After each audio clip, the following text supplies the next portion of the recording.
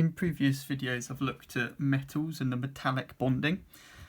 Now we're going to look at another type of bonding which is called ionic bonding. Ionic bonding is in ionic compounds.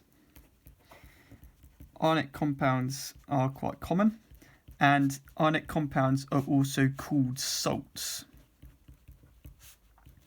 Now the most common type of salt that you'll be familiar with is sodium chloride, and that's often just called salt.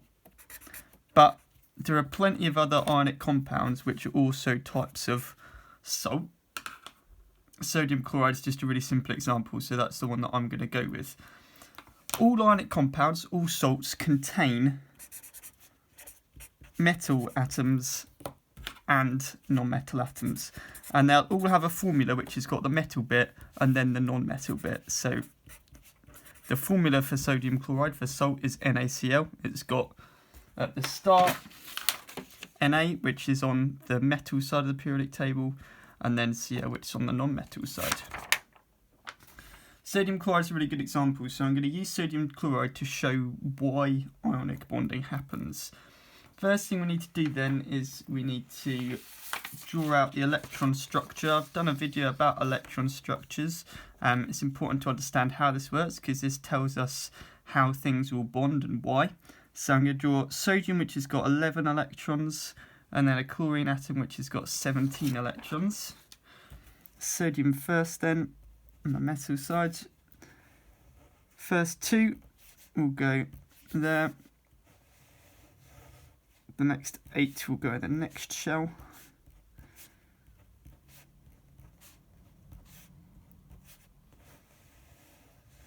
And then that leaves 1 in the outer shell, and we know that it's going to have 1 in the outer shell because it's in group 1.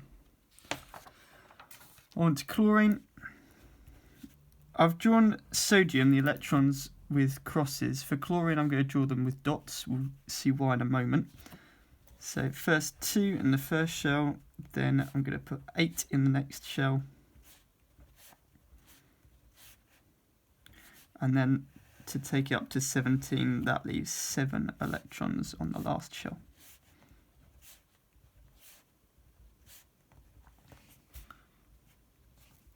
Okay, there we go.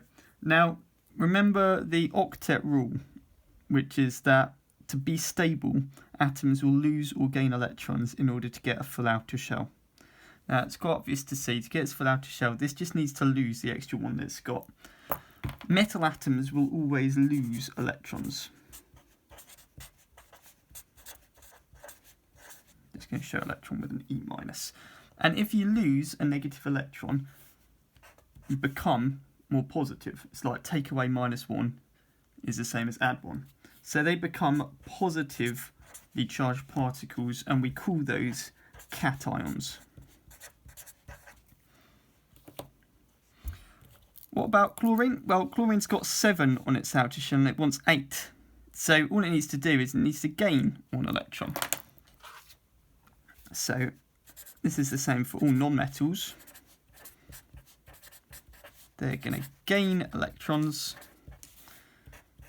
And if you gain extra negative electrons, you'll become more negative. So they become negatively charged particles. And negatively charged particles are called anions.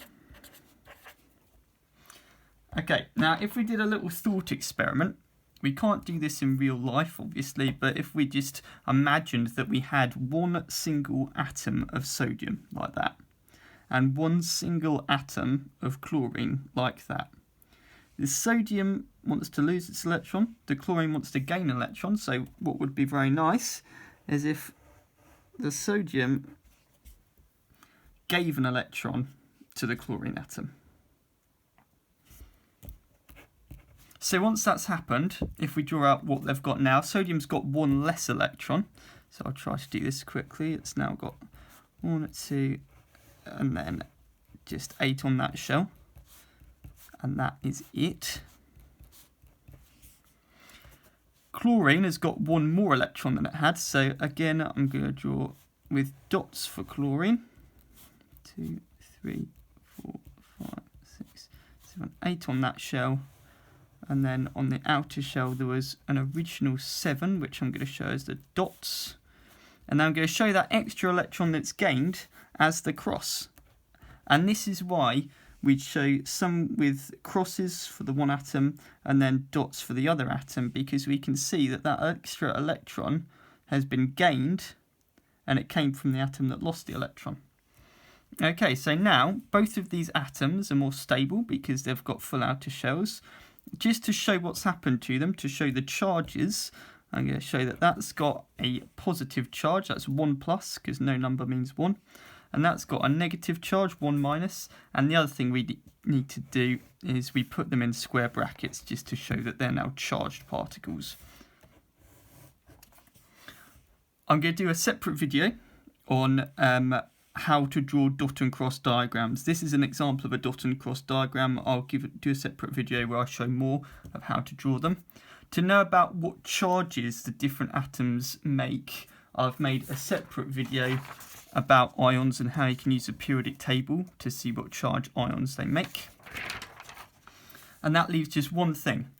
We've got these charged particles. What actually is an ionic bond? What holds salt, sodium chloride together? The answer is we've got a positive and a negatively charged particle. Think like opposite poles of magnets. Because we've got opposites, they are going to attract, and we call that attraction electrostatic attraction. And let's be really specific. It's between the positive metal cation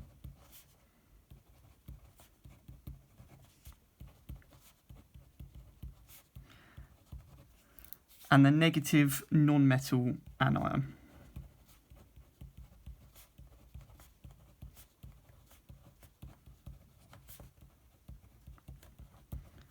If we've got loads of cations and loads of anions, there's loads of attraction, and that is what holds ionic compounds together. And that is what an ionic bond is. It's the electrostatic attraction.